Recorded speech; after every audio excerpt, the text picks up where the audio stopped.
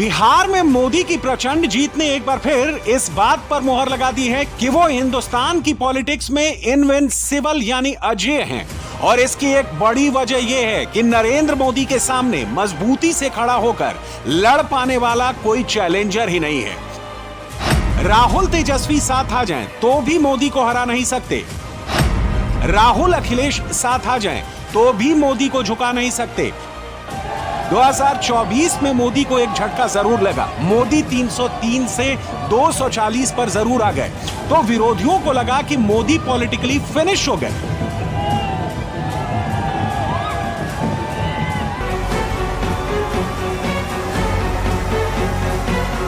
लेकिन फिर नरेंद्र मोदी ने ऐसा बाउंस बैक किया, ऐसा कमबैक किया कि उनके तमाम विरोधी बैक टू बैक 4 राज्यों में तिनकों की तरह बिखर गए।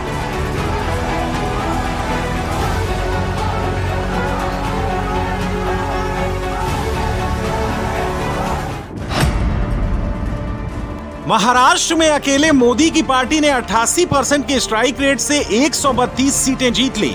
81% के स्ट्राइक रेट से 235 सीटों के साथ एनडीए की सरकार बनी। हरियाणा में भी मोदी ने 54% के स्ट्राइक रेट से 48 सीटें जीतकर अपनी सरकार बना ली। दिल्ली में मोदी का स्ट्राइक रेट 70% था, सीटें 48 थी, सरकार बीजेपी की बनी। और अब बिहार में अकेले मोदी की पार्टी ने 88% के स्ट्राइक रेट से 89 सीटें जीत ली, जबकि एनडीए ने 83% के स्ट्राइक रेट से 202 सीटों का मैजिक फीवर अचीव कर लिया। और ये सब जिस एक चेहरे का दम पर हुआ वो चेहरा नरेंद्र मोदी का ही है। आज की तारीख में बिहार के नतीजों पर चर्चा सिर्फ देश के अलग अलग हिस्सों में नहीं हो रही है। इस वक्त पूरी दुनिया में बिहार का नतीजा ट्रेंड कर रहा है और हर कोई मोदी की ही बात कर रहा है।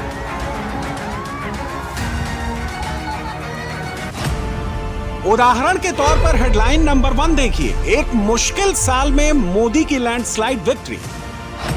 हेडलाइन नंबर 2, बिहार की जीत ने मोदी को दिया सियासी बूस्ट। क्या न्यूयॉर्क टाइम्स, क्या वॉशिंगटन पोस्ट, क्या बीबीसी, क्या सीएनएन, क्या अल जजीरा, हर जगह के अखबार में बिहार का जिक्र है, मोदी का जिक्र है। द न्यूयॉर्क टाइम्स ने लिखा, बिहार का परिणाम स्पष्ट रूप से दर्शाता है कि नरेंद्र मोदी की चुनावी अपील किसी भी राज्य की राजनीतिक जटिलताओं से ऊपर जाकर मतदाताओं तक पहुंचती है। इसी अखबार ने यह भी कहा कि बिहार के नतीजे बताते हैं कि नरेंद्र मोदी की चुनावी पहचान राज्य के राजनीतिक समीकरणों के ऊपर उठकर प्रभाव डालती है। स्थानीय मुद्दों के साथ साथ नेशनल लेवल पर मोदी की लीडरशिप और उनकी राजनीतिक ब्रांडिंग भी वोटर्स पर प्रभाव छोड़ती है। द वॉशिंगटन पोस्ट ने लिखा कि चुनाव प्रचार में मोदी के सीधे उतरने से मुकाबला पारंपरिक क्षेत्रीय राजनीति के बजाय राष्ट्रीय नेतृत्व के जनमत परीक्षण में बदल गया। बीबीसी ने लिखा, मोदी भारतीय मतदाताओं में असाधारण पकड़ बनाए हुए हैं और बिहार में ये पकड़ बिना किसी कमजोरी के दिखाई दी। बीबीसी ने यह भी कहा कि ज्यादातर राज्यों के मतदाता मोदी के वादों को गारंटी के रूप में देखते हैं। फ्रांस 24 ने अपनी रिपोर्ट में कहा कि मोदी के नेतृत्व में चुनाव केवल चुनाव नहीं रहते, बल्कि राष्ट्रीय पहचान और विचारधारा के इर्द गिर्द जनमत सर्वेक्षण का रूप ले लेते हैं। बिहार इसका ताजा उदाहरण है। द टाइम्स और द इंडिपेंडेंट के मुताबिक भारत में प्रधानमंत्री मोदी की विश्वसनीयता बढ़ती जा रही है। मोदी की बिहार वाली हिस्टोरिक इनिंग पर दुनिया के बड़े बड़े राजनीतिक दिग्गज भी अपनी प्रतिक्रिया दे रहे हैं। यूनिवर्सिटी ऑफ ऑक्सफोर्ड के डॉक्टर माइक हेनरी ने कहा कि भारत में चुनावी राजनीति धीरे धीरे लीडरशिप सेंट्रिक मॉडल की ओर बढ़ रही है और इस मॉडल में मोदी के सामने वर्तमान में कोई ठोस विकल्प नहीं दिखता। द इकोनॉमिस्ट के राजनीतिक स्तंभकार निकोलस शैंपियन ने लिखा कि बिहार का परिणाम आने वाले वर्षों के लिए भारत की चुनावी रणनीतियों को प्रभावित करेगा। भारतीय राजनीति में मोदी का नैरेटिव अधिक प्रभावी है। अंतर्राष्ट्रीय मीडिया के आकलन के अनुसार बिहार चुनाव के नतीजों ने 2 बड़े राजनीतिक संकेत दिए हैं। नंबर 1 ये कि मोदी की व्यक्तिगत राजनीतिक पकड़ और ब्रांड वैल्यू भारतीय मतदाताओं पर अब भी गहरा प्रभाव रखती है। और नंबर 2 ये कि आने वाले समय में भारतीय राजनीति की केंद्रीय धुरी नरेंद्र मोदी ही बने रहेंगे और आने वाले प्रमुख चुनावी मुकाबलों में मोदी का प्रभाव ही डिसाइडिंग फैक्टर होगा। राहुल फैक्टर काम नहीं करेगा। बहुत बड़ी बात प्रधानमंत्री जी ने कहा, बिहार भगवान बुद्ध को ज्ञान की धरती है, भगवान महावीर की धरती है। लोकनायक जयप्रकाश नारायण कर्पूरी ठाकुर की धरती है। महात्मा गांधी ने यहीं से नमक आंदोलन शुरू किया था। चाणक्य और सम्राट अशोक की धरती, और यही धरती है जिस धरती में ने सभी आंदोलन की शुरुआत की है। प्रधानमंत्री जी ने कहा कि बिहार की जनता, महान मतदाता को किसी को ज्ञान देने की जरूरत नहीं है। बिहार के मतदाता ने जो फैसला लिया है, ये पूरे देश के लिए एक संदेश है, और देश में ये जो है मैसेज, पूरे हिंदुस्तान के अंदर, भारत के अंदर ये मैसेज है, संदेश है कि बिहार की जनता ने राजनीतिक परिस्थिति में जो ये फैसला लिया है वो बहुत ही बड़ी ये है। ये तो कांग्रेस को आत्ममंथन करना चाहिए कि राहुल गांधी जी जब तक कांग्रेस में रहेंगे, कांग्रेस का नाव डूबना तय है। कांग्रेस विक्षिप्त अवस्था में है, मानसिक दबाव, मानसिक तनाव, और उसके नेता ही अभी तक जो है मैच्योर्ड नहीं हो पाए। कांग्रेस का काम है संविधान की बात करना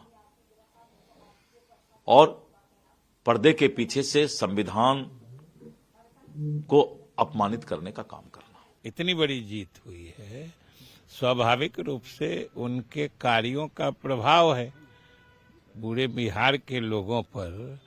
सभी वर्ग के लोगों का झुकाव पार्टी के एनडीए की तरफ था। ऊपर में देश में जो मोदी जी जिस तरीके से इस देश की प्रतिष्ठा बढ़ा रहे हैं, और हमारे नीतीश कुमार जी का तो कोई जवाब ही नहीं है। पूरे चुनाव में पूरे प्रदेश में एक आवाज सरकार या मुख्यमंत्री जी के खिलाफ कहीं सुनाई नहीं पड़ रही थी। इससे बड़ा और क्या कारण हो सकता है इतनी बड़ी जीत का? कोई जब विरोध का, विपक्ष का कुछ आवाज ही नहीं सुनाई दे रहा था, तो जीत तो कोई बहुत अप्रत्याशित है, सो बात नहीं है। आदरणीय देश के यशस्वी प्रधानमंत्री नरेंद्र मोदी जी और हमारे विकास पुरुष नीतीश कुमार जी और हमारे नेता आदरणीय चिराग पासवान जी, मांझी जी, उपेंद्र जी, जो पांचों दल का गठबंधन था और कार्यकर्ता नीचे तक एकजुट थे, और सरकार की नीतियां हर तबके, महिला, बुजुर्ग, युवा, सबके लिए जो काम किया है सरकार, उसका प्रतिफल है। और निश्चित रूप से हर तबके को विकास का लाभ मिला है, और उसका प्रतिफल है कि इतना बड़ा माइंडेड मिला है।